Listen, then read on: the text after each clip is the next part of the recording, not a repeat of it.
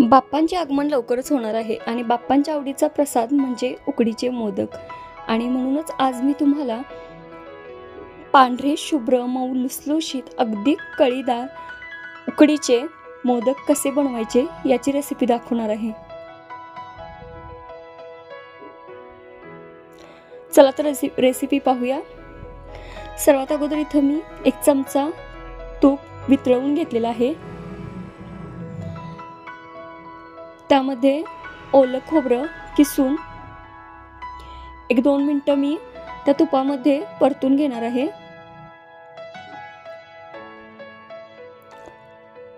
तुपामध्ये खोबरं परतल्यानंतर त्यामध्ये किसलेला गूळ मी इथं घालून घेतलेला आहे। 1 वाटीला पाऊण वाटी एवढं प्रमाण मी गुळाचं घेतलेलं आहे आणि गूळ ही छान त्यामध्ये परतून वितळवून घेतलेला आहे। आणि 3 ते 4 मिनिटांनंतर ते बघू शकता गूळ पूर्णपणे वितळलेला आहे। चवीनुसार थोडंसं मीठ घालून घेतलेलं आहे।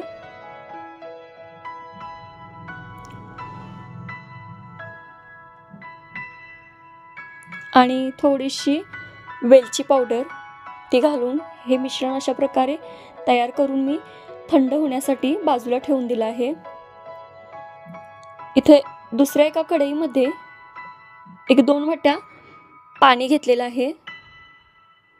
जेवढं तुम्ही पीठ घेणार आहात तेवढ्याच प्रमाणात पाणी घ्यायचं आहे। त्यामध्ये 1 चमचा मीठ घालून घेतलेलं आहे। पाण्याला उकळी आल्यानंतर त्यामध्ये 1-2 वाट्या मी तांदळाचे पीठ घालून घेतलेलं आहे। आणि इथं बघू शकता तुम्ही।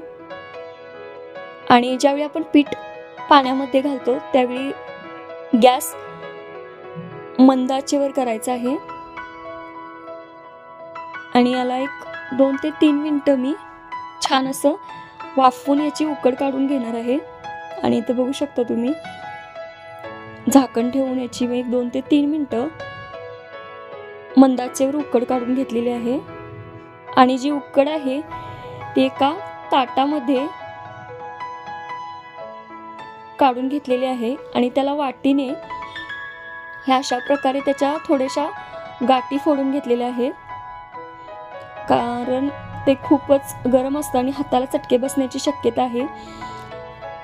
त्यामुळे मी सर्वात अगोदर गाठी त्या हाताने फोडून घेतलेल्या आहेत।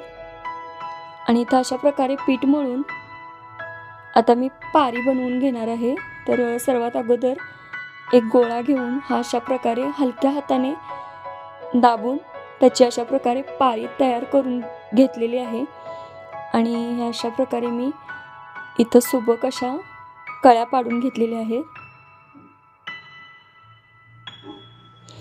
आणि जे तयार मिश्रण आहे म्हणजे जे सारण आहे खोबऱ्याचं ते त्यामध्ये घालून अगदी हलक्या हातानेच ज्या कळ्या आपण तयार केलेल्या आहेत त्या अशा प्रकारे दाबून त्याला आकार द्यायचा आहे। आणि इथे बघू शकता तुम्ही मी अशा प्रकारे त्याला कळ्या पाडून घेतलेल्या आहेत आणि मोदक तयार करून घेतलेले आहेत। त्यानंतर मोदक चाळणीला थोडंसं तेल लावून जे तयार पीठ होतं त्या सर्वाचे मोदक तयार करून घेतलेले आहेत। मी इथं पातेल्यामध्ये पाणी गरम करण्यासाठी ठेवलं होतं आणि 10 ते 15 मिनिटं मंद आचेवर जे सर्व मोदक आहेत ते मोदक मी वाफवून घेणार आहे।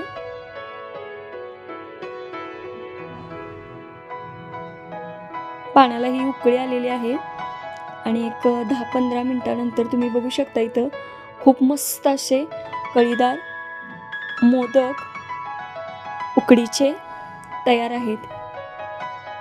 आणि तुम्ही पण या प्रकारे तयार करून नक्की पहा।